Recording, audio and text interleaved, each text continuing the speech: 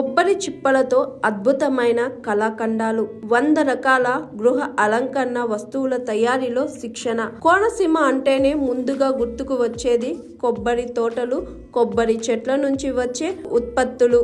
కొబ్బరి చెట్టు నుంచి వచ్చే ప్రతి ఉత్పత్తి మానవాళికి ఉపయోగకరమైందే. కొబ్బరికాయ కాయ మొదలు దాని నుండి వేరు చేసిన పీచు కూడా అనేక విధాలుగా ఉపయోగపడుతుంది. కొబ్బరి పీచుతో అనేక గృహ ఉపకరణాలకు ఉపయోగపడే ఎకో ఫ్రెండ్లీ బొమ్మలు, మెట్లు, పరుపులు, అనేక ఉపయోగకరమైన ఉత్పత్తులను తయారు చేస్తున్నారు.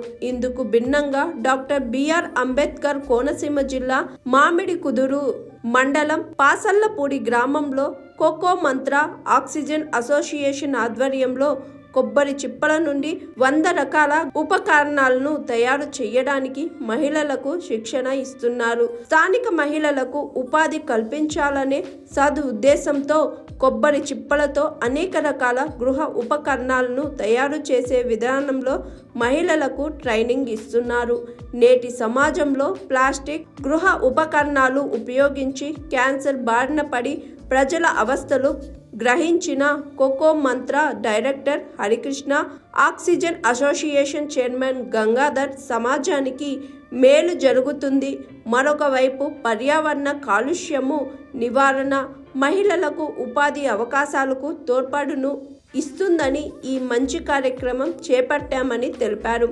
ఈ ట్రైనింగ్లో కొబ్బరి చిప్పలతో టీ కప్పులు, కుంకుమ బర్నీలు, ఫ్లవర్ డెకరేషన్, మొబైల్ స్టాండ్లు, ఇంటికి అలంకరణ బొమ్మలు, సుమారు 100 రకాల గృహ ఉపకరణాలను తయారు చేసే విధానాన్ని మహిళలకు నేర్పిస్తున్నారు.